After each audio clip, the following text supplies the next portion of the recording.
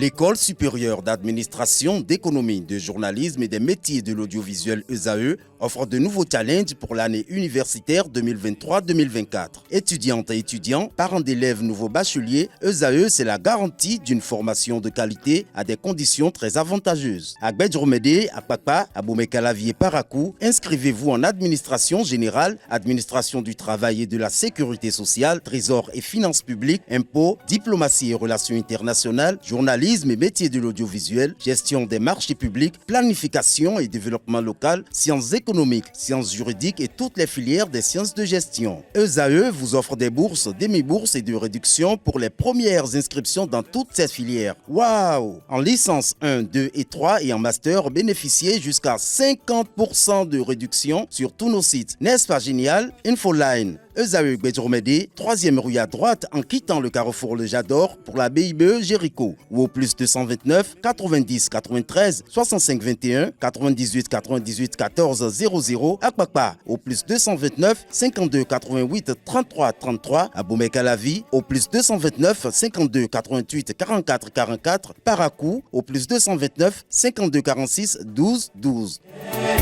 ESAE, l'excellence à un nom. Mesdames et messieurs, chers amis internautes, chers téléspectateurs de Zoé TV, bon après-midi chez vous. Vous êtes sur votre chaîne, la meilleure des web télévisions. Cet après-midi, votre émission Monde en 52 minutes nous mènera tour à tour au Tchad, une pétition lancée par l'opposition tchadienne contre Félix Tshisekedi, le facilitateur de la CEAC. Du côté du Royaume-Uni, le Parti conservateur a essuyé une défaite législative partielle face aux travaillistes. Au Liban, nouvelle manifestation de colère du Hezbollah. Au sujet de la guerre Hamas-Israël, et si le temps le permet, nous allons clôturer par le Mexique où le problème migratoire des pays latino-américains et d'Amérique centrale était en conclave ce week-end. Pour en parler, je reçois pour vous Yann Collins, il est écrivain. Bonsoir Yann. Bonsoir Tatiana et bonsoir à tous ceux qui nous regardent ou nous écoutent. Également, vous êtes aussi le leader d'opinion, ça, j'ai failli oublier. Oui, j'appelle ça parfois agitateur d'idées, provocateur, tout ce qu'on veut. Le second invité, Sylvestre Zola, il est activiste. Bonsoir. Bonsoir Tati, bonsoir M. Collins. Bonsoir. Je salue les téléspectateurs, les auditeurs de ESAE TV. Je vous remercie pour l'invitation. Voilà, le premier sujet de cet après-midi nous amène au Tchad où une pétition est lancée par l'opposition contre le facilitateur Félix Tshisekedi. Nommé facilitateur de la CEAC dans la crise tchadienne, Félix Tshisekedi ne semble plus faire l'unanimité, Yann. Déjà, il faut rappeler pour le pauvre Félix, on se demande comment quelqu'un, peut-être le président le moins expérimenté, se retrouve à être un facilitateur dans la crise. Mais une fois qu'on a fini de poser la question, on regarde tous les autres facilitateurs possibles, on se rend compte que le président Biya, il est très fatigué, Sassou Nguesso, on ne sait pas exactement où il est, ou bien Nguema, il ne faut pas penser à lui. Donc, on a l'impression d'être dans une Afrique centrale qui manque... il y a quand même le Centrafricain qui est là. Qui manque cruellement de dirigeants. Le Centrafricain, il est un peu plus à Moscou que vraiment à Bangui. Et donc, voilà, très peu dans ses affaires. Je veux dire, Félix Tshisekedi se retrouve finalement comme un facilitateur par défaut. Et donc, vous savez, quand on a un facilitateur par défaut, on ne peut avoir que ce qu'on est en train de dire là, quelqu'un qui manque d'expérience, il ne connaît pas vraiment ce qu'est la gestion de l'État, même au niveau de son propre pays. Donc, il ne peut pas comprendre ce qu'est la gestion d'une crise au-delà des frontières de son pays. Et on assiste à ce à quoi on devait assister, quelqu'un qui vient essayer de jouer à la facilitation, pas parce qu'il cherche à trouver une solution, mais parce qu'il veut assurer ses propres arrêts. Les élections arrivent au galop en République démocratique du Congo et Félix Tshisekedi se retrouve quelque part, on va dire, dans quelque chose qu'il ne maîtrise pas vraiment. Parce que l'Afrique centrale, j'allais dire, manque cruellement de dirigeants. C'est presque un paradoxe de dire ça, mais c'est un fait. Oui, c'est vrai que c'est un fait. Le fait aussi aujourd'hui, c'est que des opposants tchadiens ont quand même lancé une pétition contre ce dernier. Alors, vous qui êtes activiste, comment est-ce que vous percevez ce nouveau petit mouvement? Non, en réalité, je rejoins un peu M. Collins qui disait tout à l'heure que l'Afrique centrale n'a pas de dirigeant. Je dis plutôt que l'Afrique centrale n'a pas de leader. Parce qu'en fait, un leader, c'est celui qui sait ce qui est bon pour la masse et qui prend le devant des choses et qui agit.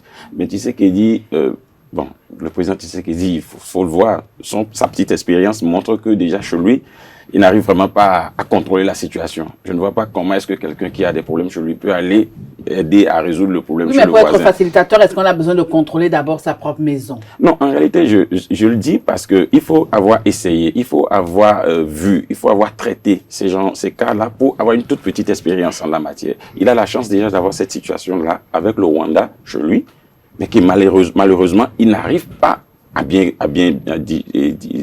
diriger.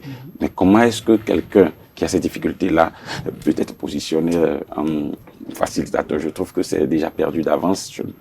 Cette pétition ira à Vous êtes partie des défaitistes? On ne juge pas le maçon au pied du mur. Évidemment, on ne juge pas le maçon au pied du mur, mais quand on voit les premières briques que le maçon pose, on imagine déjà ce que le mur final va donner. Donc, voyant déjà ces premiers pas, on sent que ça n'ira pas loin. Alors, vous avez dit que la zone de l'Afrique centrale manque de leaders. Il dit que lorsqu'un maçon pose les premiers briques, on sent déjà où est-ce qu'il veut nous amener. Mais alors, on constate que dans cette crise tchadienne, l'opposant accuse Félix Tshisekedi de tromperie, d'illusionniste dans ce dossier. Croyez-vous qu'à un moment donné de sa facilitation, il a eu à avoir un parti pris? Il ne peut pas se comporter autrement que comme quelqu'un qui a un parti pris. Il ne peut pas se comporter autrement que comme quelqu'un qui représente le syndicat des chefs d'État auquel il appartient. Il est encore très jeune pour savoir jouer sur plusieurs cordes. Donc, forcément... À peine arrivé, vous estimez qu'il est déjà un membre d'un syndicat? Il est président de la République et il y a ce qu'on appelle aujourd'hui en Afrique le syndicat des présidents de la République. C'est-à-dire quand on regarde l'Union africaine, quand on regarde notre sous-région, quand on regarde en fait tous ces organismes qui en gros regroupent nos chefs d'État, on a le sentiment qu'ils se réunissent pour parler non pas des intérêts des peuples, mais de leurs propres intérêts en qualité de chef d'État. Et donc, on a fini par appeler, jeu de mots, syndicat des chefs d'État. Et donc, il appartient au syndicat des chefs d'État d'Afrique centrale.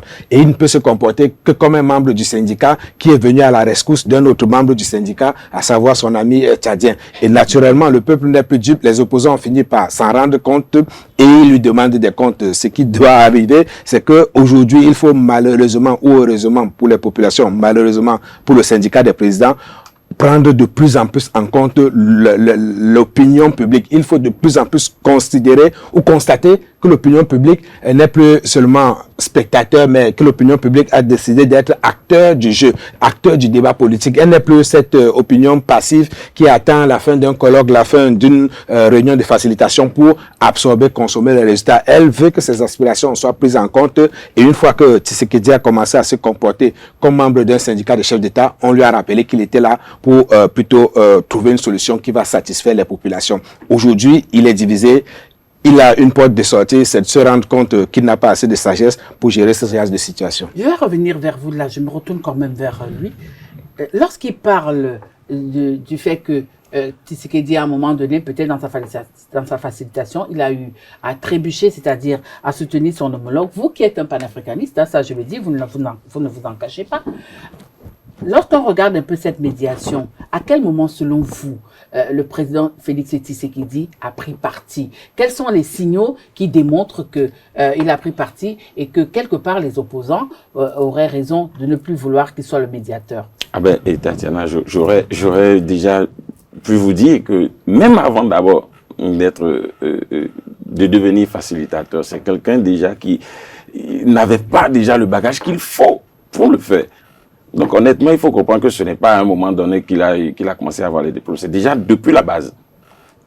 Je ne sais pas trop si on se comprend parce que là, Tshisekedi, c'est vraiment, je le rejoins. C'est un facilitateur par défaut. Oui, vous croyez que parce qu'on est nouvellement arrivé dans une situation, il y a on ne peut pas émettre certaines idées de réconciliation? Ces idées c'est pas parce qu'il est nouvellement élu, c'est pas parce qu'il est nouvellement arrivé dans le syndicat que vous dites qu'il ne peut pas avoir une approche de réconciliation. Évidemment, dans la crise tchadienne. Il va avoir une approche, mais il ne faut pas oublier aussi que cette approche-là tient compte fondamentalement de sa position personnelle à lui. Comment il est arrivé au pouvoir? Comment est-ce qu'il dirige le pays? Par des élections.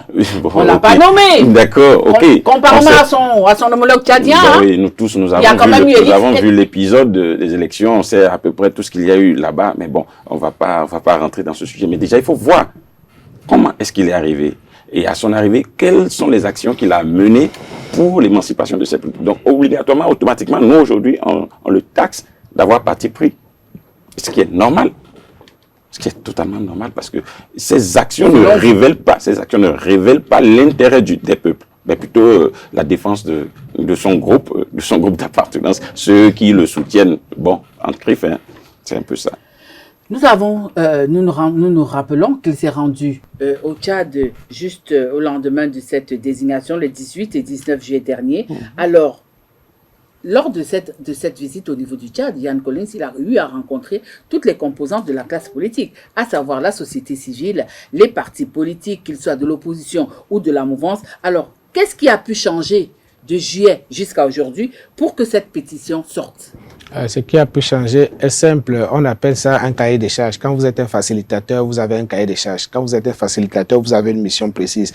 La mission précise, on la connaît. Elle est partie de la situation qui a, on va dire, le contexte qui a permis à l'actuel président d'être là. C'est une situation qui a créé un véritable malaise. Comment on fait pour sortir de cette situation? Il faut remettre tous les acteurs politiques et de la société civile ensemble pour pouvoir aller, on va le dire comme ça, vers un processus qui va permettre d'avoir un dirigeant qui a été désigné par le peuple et qui est accepté partout.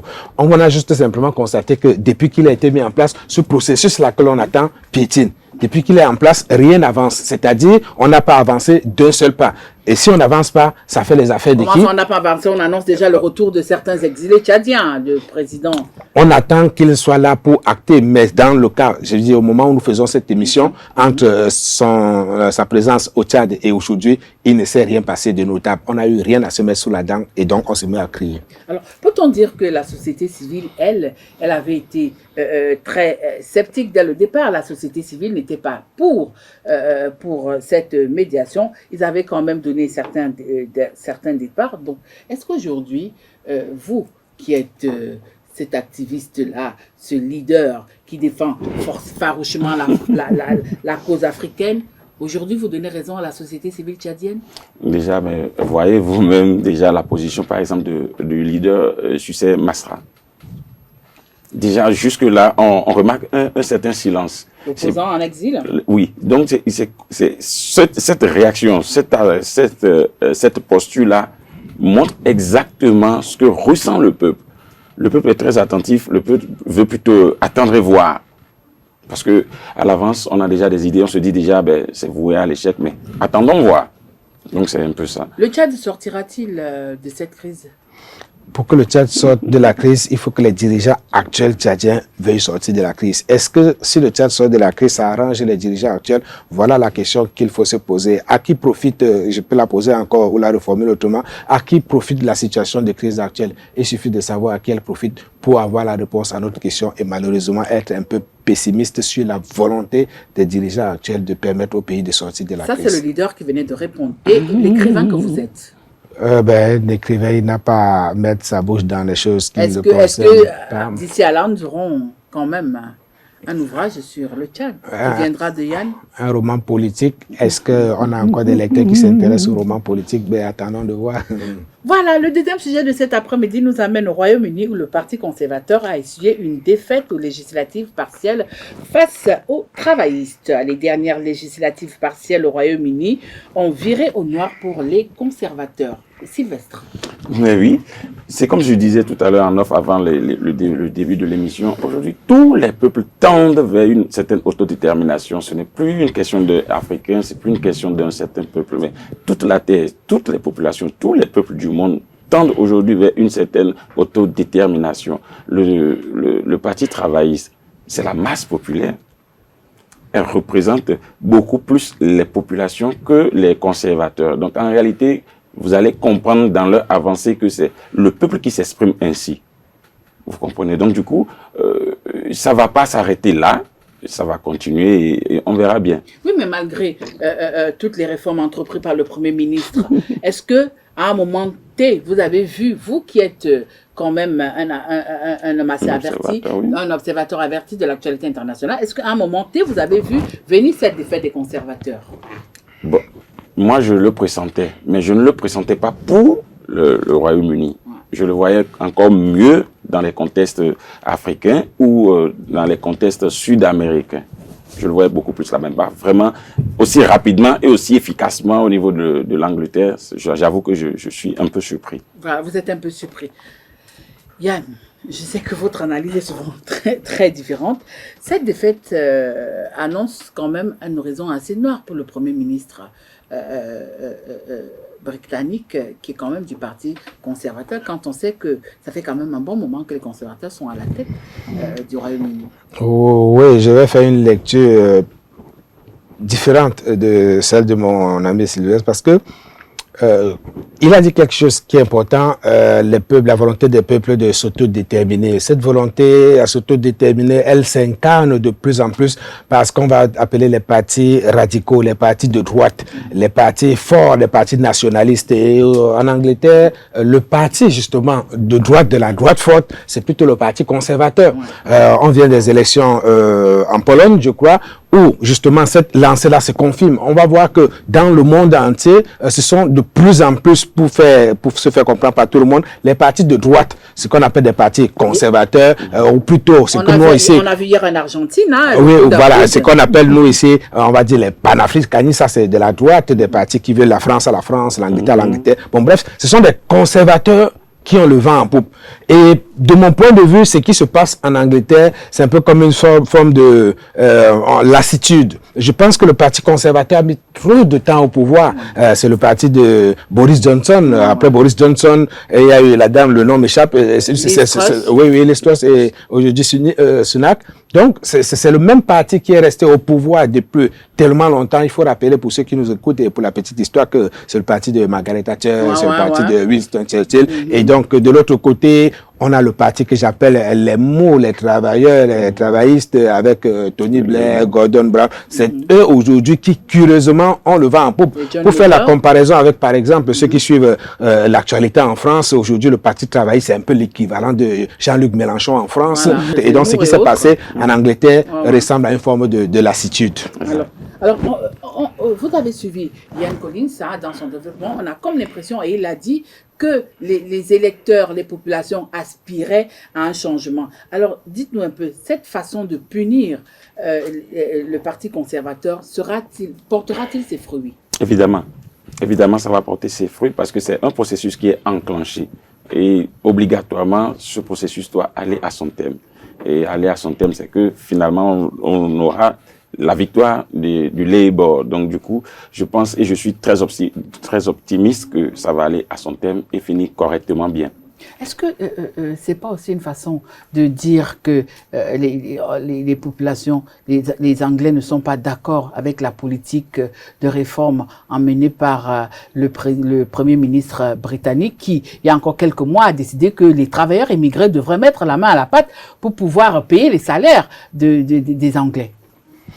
Bon, ça c'est un autre débat pour rester dans celui-ci, justement, les élections partielles, ce ne sont que des élections partielles. Oui, mais les élections d'ici à là, ces partielles peuvent entraîner des élections générales. Hein? Oui, j'en viens. Donc, pour rester à ces élections partielles, je pense plutôt que ce n'est pas le parti travailliste, ce n'est pas vraiment le Labour qui a gagné le parti conservateur, c'est le parti conservateur qui a, comme on dit ici chez nous, donné la lanière pour se faire frapper. Et comment on a vu avec la gestion de la COVID-19, ce qui a été reproché à Boris Johnson. Le parti conservateur, fort de sa majorité, ce qu'on va appeler le Parlement, s'est mis à se comporter comme un parti capricieux, en changeant un peu trop vite de Premier ministre, en jouant sur sa majorité. Donc, on a eu Boris Johnson. C'est trop facile de ce côté-là, c'est un peu comme en Israël. Voilà, justement, il y a eu 3 présidents du même parti en une laps de temps. Ils ont fini par donner à l'opinion publique l'impression d'un parti qui ne sait plus ce qu'il veut, d'un parti qui, comme je l'ai dit, est désormais un peu fatigué de gérer le pouvoir. Et donc, voilà, un parti qui donne aux autres les arguments pour sa propre défaite. Donc, c'est le parti qui se fait battre, ce n'est pas vraiment l'adversaire qui triomphe. Oui, mais est-ce que cette défaite permettra au Parti conservateur de vraiment se réveiller quand on connaît un peu comment ça se passe de ce côté? Je pense que les démocraties ont besoin, d'ailleurs, c'est la nature d'une démocratie, elle a besoin d'alternance. Je pense, par proprement parler, que les États-Unis sont trop restés à droite et que peut-être ils ont besoin maintenant d'un vent de changement, d'un nouveau Tony Blair, par exemple. Alors, cette victoire du Parti travailliste est plus forte surtout que la dernière remonterait en 1945. Alors dites-nous aujourd'hui, est-ce que les Anglais aspirent véritablement au changement? Quand je parle de changement, est-ce que si les travaillistes, comme ils sont majoritaires présentement, est-ce que d'ici quelques mois, la donne ne va pas changer? Quand on sait quand même que c'est des électeurs assez capricieux, hein, comme l'a dit Yann. Oui, évidemment, vous savez, c'est une question de position du peuple. Le peuple aujourd'hui se positionne clairement dans son besoin de se faire écouter. Et que désormais les politiques fassent les choses selon ce qu'ils désirent. Donc pour ça, je suis sûr que le Parti travailliste va arriver effectivement parce que ils ont déjà trop duré au pouvoir. On a déjà vu leur politique pendant des années. Ils ont gardé une certaine ligne de gestion. Et aujourd'hui, le peuple veut un autre produit, un nouveau truc pour quand même voir un peu qu'est-ce que ça donne d'autre. Parce que, oui, mais est-ce qu'on a la garantie que ce nouveau truc changera forcément la donne au Royaume-Uni quand on sait comment est-ce que les Anglais sont, hein? Bon, je ne vais pas dire en Angleterre, c'est un truc pour vous, c'est planétaire. C'est planétaire. Et c'est inévitable. Seuls ceux qui ont compris doivent vite prendre de l'avance et se positionner pour réellement... Parce que d'ici là, ce n'est plus les politiques les politiques vont plus continuer à faire comme ils faisaient avant. Aujourd'hui, ils doivent tenir compte obligatoirement. Ça, c'est peut-être ailleurs, mais je ne pense pas qu'en Angleterre, la dynamique sera celle que vous êtes en train de dire là. C'est un vent. Et aujourd'hui, les réseaux sociaux ont facilité la chose. C'est un vent qui souffle et ça embrasse tout le monde. Donc, tous ceux qui, même avant, avaient des postures très, très, très figées, aujourd'hui, sont détendus parce que ils écoutent d'autres discours. Ils ont envie de voir d'autres choses. Alors, cette avancée du Parti travailliste, même si elle est partielle, est-ce que pour vous, elle conduit déjà Keir Starmer donc vers le premier ministère anglais? Ou bien c'est trop tôt pour le dire? Très tôt pour le dire. J'ai déjà fait une analyse sur laquelle je reste. Il y a une vraie usure du pouvoir du côté conservateur. Il n'y a que le défi pour les conservateurs aujourd'hui est leur capacité à se renouveler. C'est clair qu'ils sont assez là. C'est une élection qui, de mon point de vue, se joue entre les conservateurs et les conservateurs. Si les conservateurs gagnent, ils restent au pouvoir. Vous semblez minimiser les travaillistes, hein? Oui. Les travaillistes, il faut comprendre un peu aujourd'hui ce qu'est la politique travailliste dans le monde global d'aujourd'hui. C'est une politique sociale, c'est une politique de la générosité. Or, tous les peuples ont tendance à se braquer sur eux, c'est-à-dire à rejeter en fait le socialisme, à rejeter la politique de la générosité, de la démagogie politique, parce qu'en fait c'est ça le travailliste. C'est, si on veut encore schématiser, c'est l'employé contre le patron. C'est une politique qui fait croire que tout le monde aura du travail, qu'il faut bien redistribuer la richesse nationale. Comme l'autre disait, c'est une politique qui veut qu'il y ait moins de riches, alors que de l'autre côté, on veut moins de pauvres. Donc, en général, et comme je disais, sur le plan global, il n'y a que les travaillistes, au-delà de l'Angleterre, sont clairement en perte de vitesse. Pas les travaillistes, mais on va dire la logique travailliste. Bah ouais, mais jusque-là, ils étaient en perte de vitesse, Yann, mais on les revoit, même si c'est pas dans des élections quand même des élections très partielles. Et pour un fait qu'il ne faut pas ignorer l'usure du pouvoir. Oui, je suis d'accord. Dans des élections très partielles, mais où ils ont eu à battre le Parti conservateur dans leur fief. Et donc, si ça prend en compte ou pas? Bon, peut-être qu'il faut que je vous ramène très très loin en arrière pour vous parler, par exemple, de Lionel Jospin, qui était tellement convaincu de son élection qu'il n'a pas eu besoin de mobiliser son électorat. C'est quand les résultats sont arrivés qu'il a compris qu'il s'est trompé. Donc, pour moi, il se passe que le Parti conservateur est tellement sûr de sa force qu'il n'a pas jugé intéressant de mettre vraiment le paquet. Donc, une fois qu'il a vu ses résultats partiels, il va se remobiliser. Il y a que, comme je le disais, c'est vraiment une élection entre les conservateurs et les conservateurs. La politique travailliste, de mon point de vue, elle est dépassée dans le monde d'aujourd'hui. Alors, avant de passer au troisième sujet de cet après-midi, vous allez garder la parole. Est-ce que le fait que le Royaume-Uni soit sorti de l'euro a aussi un peu joué dans ces élections partielles? Non, pas du tout. Si elle avait joué, c'est qu'elle aurait joué en faveur des conservateurs. Parce que, comme je l'ai déjà dit, c'est la droite qui est nationaliste. Les travailleurs, eux, ils sont dans l'Union générale. Et donc, ils parlaient de la volonté des peuples à s'autodéterminer. Ce sont les travaillistes, Marx, travailleurs du monde entier, réunissez-vous. Ça, c'est leur discours à eux. Eux, les conservateurs, Angleterre doit rester pour les Anglais. Et donc, s'il y avait eu cet impact-là, c'est plutôt les conservateurs. Mais comme je vous ai dit, de mon point de vue, je peux me tromper, on reviendra dans quelques semaines pour voir, il y a eu un épiphénomène qui peut et qui devrait se corriger, sauf si les conservateurs décident qu'ils sont vraiment fatigués d'être là depuis longtemps. La politique travailliste, c'est mon point de vue. Vous ne voyez pas des élections partielles, des élections générales d'ici à là? Ben oui, je les vois d'ici et là, je les vois déjà même favoriser encore ou plébisciter encore plus les travailleurs. Donc, restons tranquilles, je pense que le processus suit son cours et ça va aboutir normalement. Le troisième sujet de cet après-midi nous amène au Moyen-Orient, au Liban plus précisément, nouvelle manifestation de colère du Hezbollah au sujet de la guerre Hamas-Israël. Le Hezbollah et le parti Amal étaient encore dans les rues de Beyrouth le vendredi dernier, Collins, pour battre le macadam. Comme à leur habitude, Tati, je ne sais pas comment le choix des sujets se fait ici, mais je sais simplement que ce qui se passe aujourd'hui dans la bande de Gaza est un sujet suffisamment délicat, un sujet qu'on ne veut surtout pas aborder sur les plateaux dans les thèmes que vous les abordez. Je prends la petite polémique Benzema pour expliquer comment c'est tellement difficile aujourd'hui de parler de la guerre telle qu'elle se déroule en parlant de mais c'est l'actualité internationale, on ne peut pas rester sans en discuter quand même, Collins. Oui, il semble que pour discuter de l'actualité internationale aujourd'hui, il faut être du bon côté et que le bon côté c'est lequel? Consiste à rappeler qu'Israël a le droit de se défendre. En fait, je suis en train de faire une lecture globale et donc quand vous posez une question, j'en viens, et quand vous posez une question, le Liban, la Palestine, je crains que l'opinion mondiale vous traite d'être pro-palestinien parce que ce ne serait pas quelque chose de bienséant aujourd'hui. On l'a vu avec le cas de Benzema, j'arrive, qui en a fait pour la Palestine. Il n'a fait que ce que les autres font pour Israël. Il faut, c'est vrai, déplorer les morts des deux côtés. Et donc, quand on se met à parler uniquement de Palestine, de Liban, de Hezbollah et au-delà, on peut donner le sentiment qu'on est contre voilà, un crime de lèse-majesté. Il faut, par exemple, déjà, voilà, ce préalable, établir ce préalable. Vous n'avez pas encore lu les questions, la question. Voilà, il faut établir ce préalable et revenir sur la question. Voilà.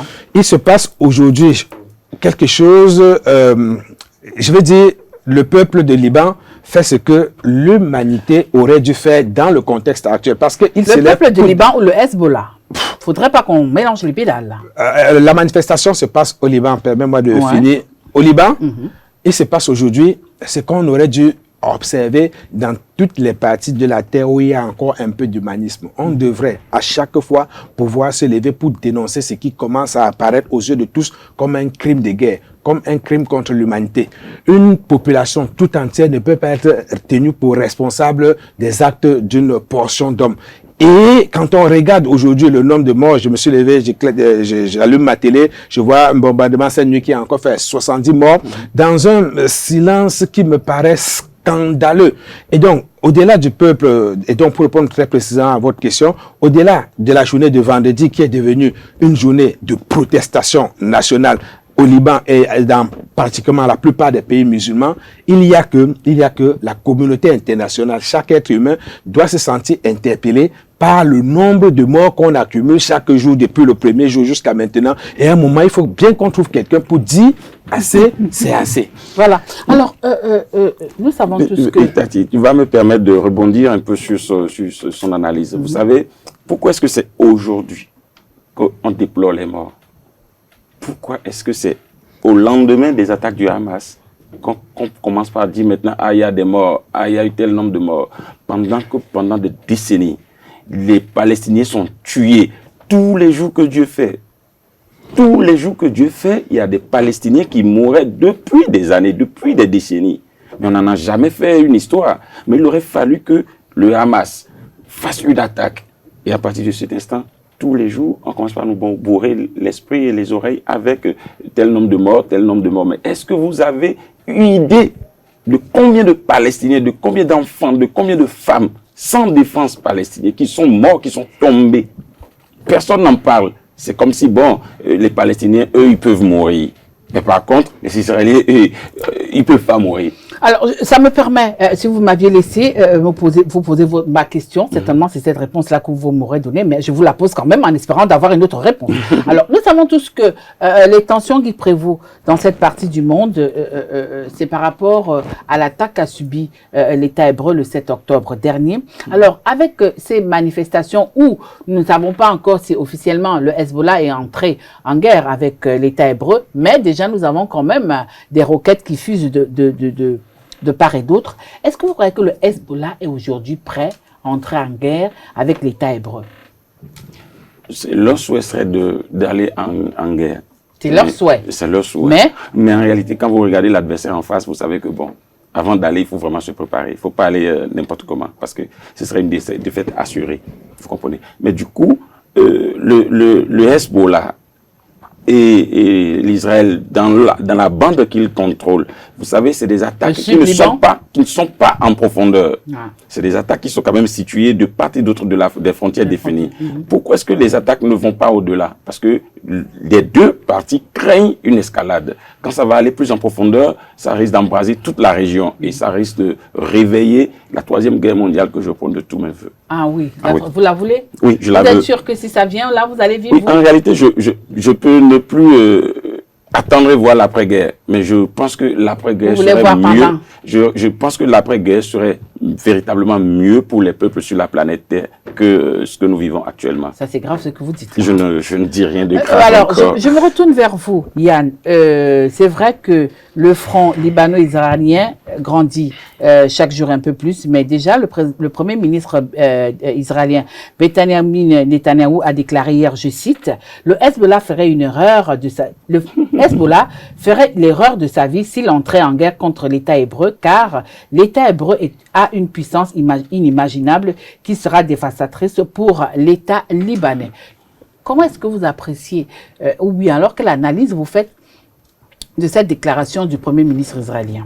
Bien, j'ai envie de commencer par une déclaration du président Joe Biden qui disait de façon très succincte à Benjamin Netanyahou, justement, ne commettez pas, après le 7 octobre, l'erreur que nous avons commise après le 11 septembre 2021. Oui, mais Netanyahou avait déjà dit que c'était leur 11 septembre à eux. Et donc, oui, il faut dénoncer avec la plus forte énergie l'attaque du 7 octobre qui a créé des victimes sans précédent côté Israël, qui a besoin aujourd'hui de marquer son territoire. Il faut dénoncer cette attaque avec la plus forte énergie. En même temps, rester lucide pour constater aujourd'hui ce qui est en train de se produire. C'est bien que mon ami fasse le parallèle avec la Troisième Guerre mondiale. Je n'irai pas comme lui jusqu'à souhaiter que des humains s'entretuent pour le meilleur de l'humanité. Non. Mais après, les deux premières guerres mondiales ont toujours commencé par des querelles anodines. Bosnie-Herzégovine et tout là. Et nous sommes en train d'assister véritablement, nous sommes en train de revivre le scénario de ce que l'on nous a enseigné à l'école sur les deux premières guerres mondiales. Et donc, une fois encore, je ne parle qu'en qualité d'humain. Je ne parle qu'en qualité d'humain pour dire que je n'ai pas besoin d'être pro-Israël, je n'ai pas besoin d'être pro-Palestine. Je ne suis qu'un humain qui demande à l'humanité de justement manifester une petite part d'humanité. Ce n'est pas tolérable, ce n'est pas acceptable que la puissance mondiale, ce qu'on appelle aujourd'hui la communauté internationale, ou ce qu'il en reste, soit capable d'observer ce qui se passe et soit là à faire de grandes déclarations comme Joe Biden et autres. Parce que, encore plus grave, on observe bien que pendant que Biden et ce qui reste de la communauté internationale se mobilisent autour d'Israël au fur et au su de tout le monde, on a Xi Jinping en Chine avec son ami à Moscou et l'autre en Corée du Nord qui, sans avoir besoin de se mobiliser, parlent d'un même langage. On a deux mondes qui de plus en plus sont en train de diamétralement s'opposer. On a deux mondes qui de plus en plus sont en train de diamétralement se radicaliser. Il est temps que des personnes qui n'ont pas de voix, des sans-voix comme nous, soyons là pour rappeler que nous restons, quoi qu'il arrive, une seule et même humanité. Parce que s'il devait se produire malheureusement une troisième guerre mondiale, on le sait, ce sera la fin de l'humanité. C'est grave de le dire comme ça, mais il y a trop de bombes atomiques, il y a trop de nucléaire aujourd'hui dans notre humanité, il y a trop de nucléaire dans l'environnement pour que l'idée d'une troisième guerre mondiale ne signifie pas l'idée de la fin de l'humanité. Eh bien, si c'est ce que les forces de ce monde ont préparé pour nous, il me reste 1475 dans mon compte d'épargne. Peut-être que je dois quitter ici, aller boire et attendre la fin du monde. Oui, en attendant, c'est pas pour demain quand même. Je me retourne vers vous, Sylvestre, et je vous demande, est-ce que cette stratégie du Hezbollah, celle qui a pour, celle qui a pour astuce d'endormir l'Israël, de disperser les forces israéliennes, est-ce qu'elle pourrait être payante? En réalité, c'est les gars qui n'attendent pas forcément des résultats. Ils ont déjà le mérite, dès l'instant qu'ils ont pu faire une attaque. Dès l'instant où ils ont pu frapper l'Israël. Parce qu'en fait, c'est quoi? On a toujours tendance à croire que l'Israël est... Je ne parle pas du Hamas, hein, je parle du Hezbollah. Du Hezbollah. Ouais. Bon, vous savez, nous sommes dans la même région. Et c'est l'attaque du Hamas qui a déclenché tous ces mouvements-là dans la région. Vous comprenez? L'Israël était toujours vu jusqu'à aujourd'hui peut-être comme la pierre qu'on ne peut pas attaquer. La pierre que personne ne peut toucher. Mais aujourd'hui, par cette attaque, par ces différents mouvements qui se produisent aujourd'hui, on comprend que l'Israël peut être C'est quand même frappé. des humains qui vivent là-bas. Donc, Évidemment. les humains peuvent se tromper à des moments donnés. Mais c'est des humains qui avaient toujours vécu dans la zone. Mais depuis toujours, des humains sont tués, des Palestiniens sont tués. Ayons le courage de dire les choses telles qu'elles se présentent. Vous savez... Non, Sylvain, je ne suis pas en train de parler de tuer. Je veux faire c'est une colère, en fait, que les gars sont en train d'extérioriser aujourd'hui. Une colère qu'ils ont eu le temps d'amasser. Ils ont eu le temps de cumuler. Aujourd'hui, ce n'est qu'un éclatement de cette frustration dans la zone. Les gars veulent désormais dire, porter leur voix, montrer qu'ils sont là aussi. Parce que jusque-là, on ne sentait pas leur présence parce que les morts, les différentes morts qu'on déclarait, personne n'en parlait. Personne n'en parlait. Alors aujourd'hui, dans ce conflit qui a commencé entre le Hamas et Israël, il y a quand même l'autorité palestinienne conduite par Mahmoud Abbas qui déploie, qui pleure par même les Palestiniens qui sont tués. Mais est-ce que le fait que le Hamas ne soit pas soutenu par les autorités palestiniennes même ne pose pas un véritable problème aujourd'hui? Au risque de donner chaque fois le sentiment qu'on évite l'essentiel de la question, permettez que je réponde, en fait que je rebondisse pour dire non, je ne joue pas avec un tel sujet. Non, ce n'est pas un match de football qu'on est en train de commenter et où il faut donner des questions qu'on prend un côté ou un autre. Il y a ici une guerre, une vraie guerre. On a l'impression que ça se passe à des milliers de kilomètres de nous. Parce que c'est aujourd'hui que vous sentez vous n'avez pas la parole, Sylvestre. Vous n'avez pas la parole. On va laisser Yann. C'est important ce que je veux dire. Je ne veux pas rentrer aujourd'hui dans une logique de pro quelque chose contre anti je ne sais pas moi quoi. Je veux rentrer ici et insister sur ma position de départ.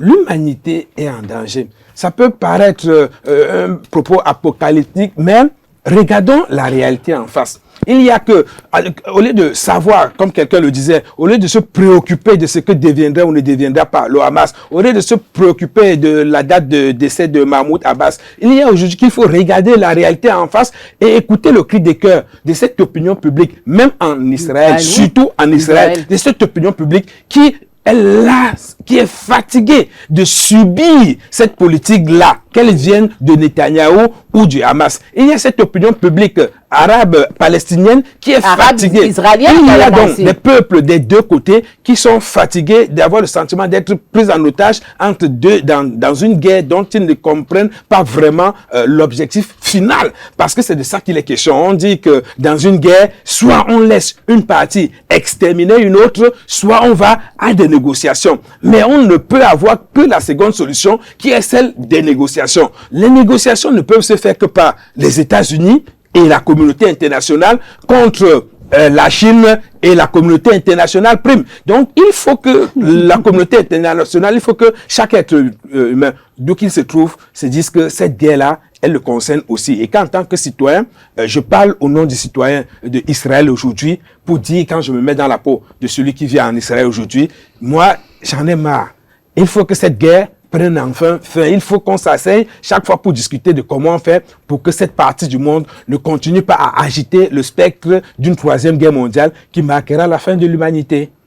Alors, dernier sujet de cet après-midi, Mexique, le problème migratoire, les pays latinos et d'Amérique centrale étaient en conclave du côté de Mexico. Le problème migratoire mis sur la table par le Mexique. Sylvestre. C'est une fausse histoire d'aller... Attends, vous êtes sérieux? Je suis très sérieux quand je le dis. D'accord, allez-y. C'est une fausse histoire aujourd'hui que des dirigeants organisent des rencontres pour soi-disant discuter des flux migratoires. Pendant que nous savons tous que c'est eux, c'est leur politique, c'est leur façon de gérer qui a amené les gens, les peuples d'une partie du monde à vouloir se déplacer pour aller vers une autre terre. Cela veut dire quoi? Les gars sont plus à l'aise chez eux, mais ils trouvent que chez vous là-bas, c'est bon. L'herbe est verte. l'homme humain, l'humain, tend toujours vers le bonheur, tend toujours vers la satisfaction de ses besoins. Mais aujourd'hui, vous vous retrouvez dans une situation où les peuples sont tellement martyrisés, tellement appauvris, qu'ils sont obligés d'aller vers l'Eldorado. Mais en réalité, pourquoi est-ce que vous ne savez, vous ne pouvez pas leur dire aux Américains, par exemple, que le règlement de ce problème migratoire viendra d'eux?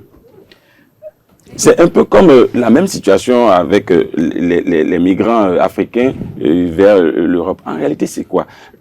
Il n'y a que les Européens, il n'y a que les Occidentaux qui peuvent régler ce problème-là sans arrêter. En ouvrant les frontières, c'est ça? Pas forcément, non. En faisant quoi alors? En permettant au peuple qui migrent vers eux de vivre convenablement, comme des humains, de se sentir à l'aise chez eux.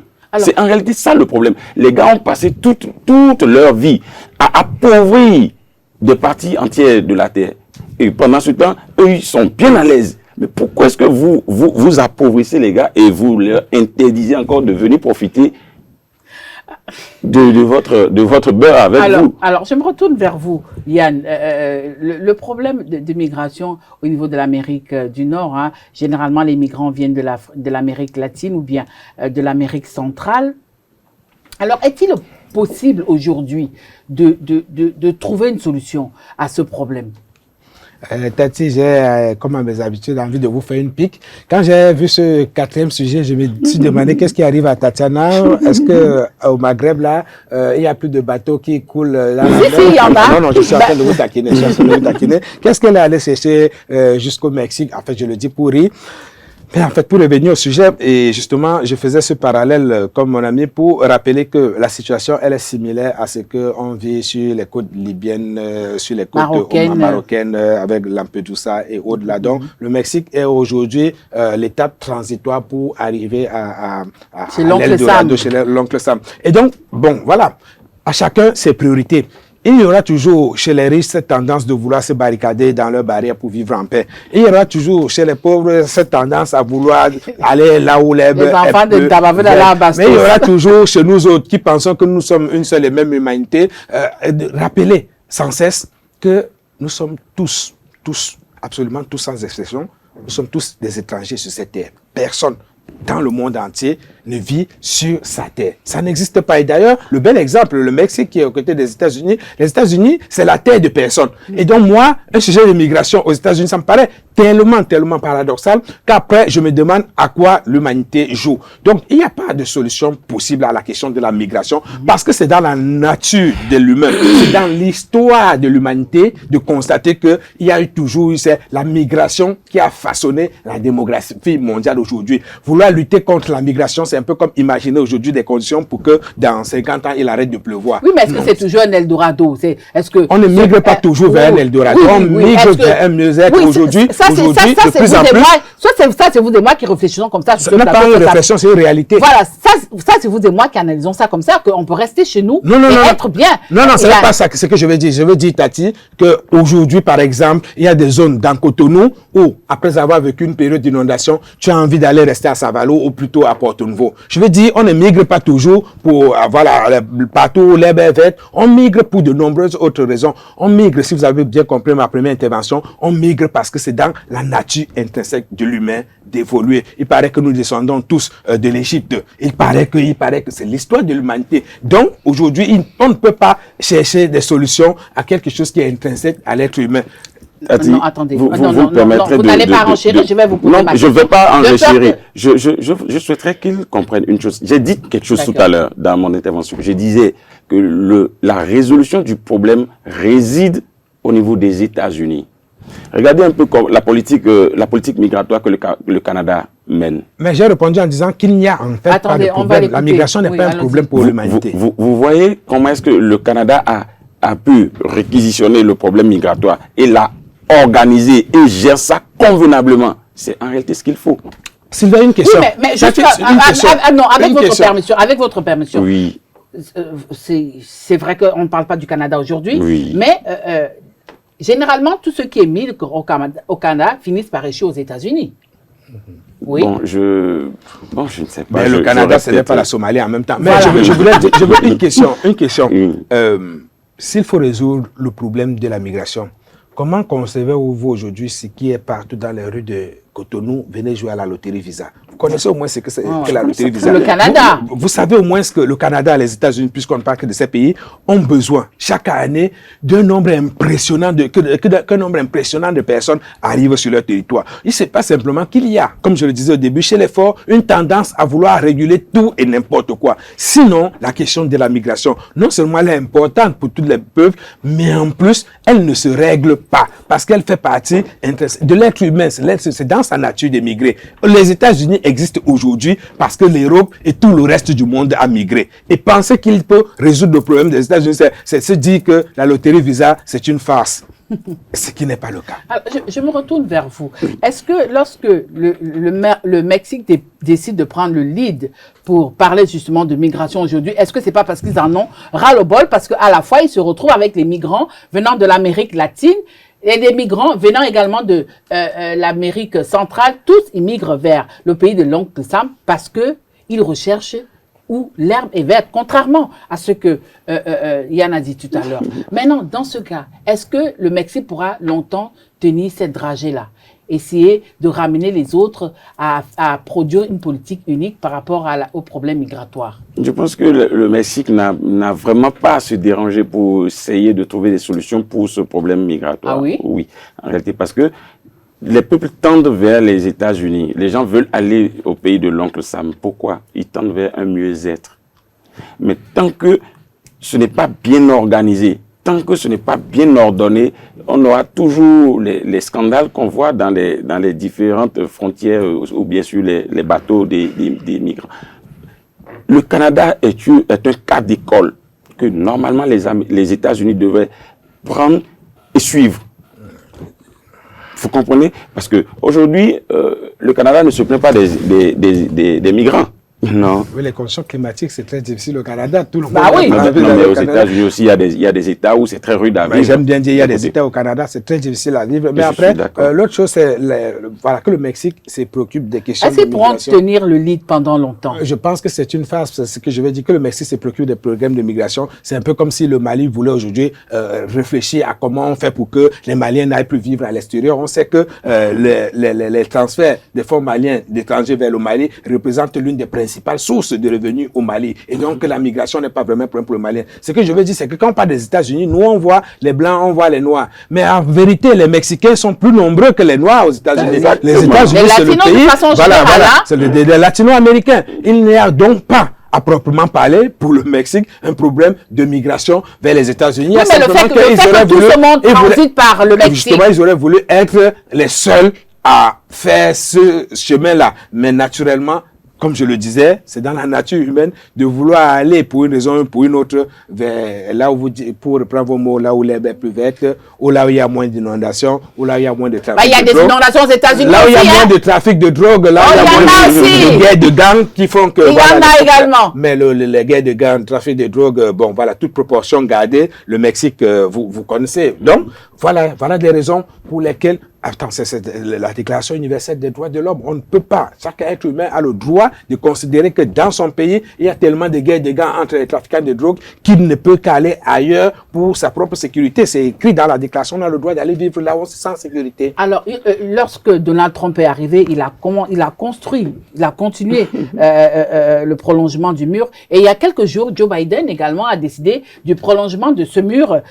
Une chose que le Mexique n'approuve pas, une chose que le Mexique refute. Mais alors, est-ce que ce mini-sommet latino-américain et les pays d'Amérique latine pourra freiner les ardeurs de Joe Biden? Non, je ne pense pas, hein, parce que en réalité, comme il a dit, c'est une farce. Les gars vont faire des colloques, ils vont faire des réunions, vont faire des rencontres, mais la finalité, ça va pas porter. Parce que le problème serait en train d'être résolu de façon superficielle. Le réel problème est en profondeur et c'est l'État accueillant qui doit pouvoir organiser les entrées, les flux qui viennent vers lui. C'est l'État là qui doit pouvoir organiser ça de façon convenable pour éviter les différents problèmes. C'est pas au Mexique de vouloir organiser quelque chose. Ils sont en train de s'amuser là. Ils ne prennent pas ça au sérieux. Ils sont en train de s'amuser. Yann, dernière question de cette émission. On constate que, quelque part, Biden a fini par rejoindre Trump lorsqu'il parle du prolongement du mur. Je suis presque sans mots parce que pour une fois, dès que les élections sont proches, les discours politiques ne sont plus vraiment lisibles. Donc, les promesses électorales. Oui, tout les promesses électorales. Et on ne fait plus de la lisibilité, on ne fait plus une bonne analyse du discours de l'homme politique. Je crois qu'aujourd'hui, malheureusement, les États-Unis sont entrés dans cette phase-là où il ne faut plus parler pour dire des choses, il ne faut plus parler pour résoudre des problèmes, mais il faut parler pour donner l'impression qu'on écoute les populations qui, naturellement, en ont marre. Certainement que Joe Biden veut puiser dans l'électorat républicain. Et donc, comme on ne peut pas empêcher à quelqu'un d'aller vivre dans un milieu ailleurs, on ne peut pas empêcher à Joe Biden d'aller chercher des électeurs là où il se trouve. Voilà, Joe Biden est en train d'immigrer électoralement en défendant l'immigration de sa façon. Il a fini par trouver un terrain d'entente un peu avec... Et donc, il fait dans l'immigration électorale ce qu'il refuse dans l'immigration humaine. Donc, paradoxe, on ne peut pas interdire l'immigration. Voilà, chers amis internautes, chers téléspectateurs de Zaï TV, fin, terminus, tout le monde descend. Nous sommes arrivés à la fin de notre émission Le Monde en 52 minutes de cet après-midi où j'ai reçu pour vous Yann Collins, écrivain et leader d'opinion, également Sylvestre Zola, activiste et panafricaniste. Nous avons parlé du Tchad où une pétition est lancée par l'opposition contre le président Félix Tshisekedi. À ce sujet, vous avez écouté les deux intervenants de cet après-midi. Du côté du Royaume-Uni, le peuple a décidé de se donner un peu de changement, d'où la défaite essuyée par le Parti conservateur aux élections partielles législatives. Et à ce sujet également, vous avez suivi le décryptage et les analyses des deux invités de ce soir. Au Moyen-Orient, nous nous sommes arrêtés au Liban où les nouvelles manifestations de colère du Hezbollah au sujet de la guerre Hamas-Israël. À ce sujet, vous avez également écouté les invités qui estiment que les morts, ça date pas d'aujourd'hui, ça date depuis longtemps et que la communauté internationale devra avoir un peu plus d'humanisme. Et nous avons terminé par le Mexique où le problème migratoire a été mis sur table ce week-end entre les pays latinos et les pays d'Amérique centrale. Devant votre petit écran cet après-midi, Tatiana Handadjimea, merci de nous avoir suivis. Retrouvons-nous le lundi prochain, Machallah, Inch'Allah, si prête à Dieu.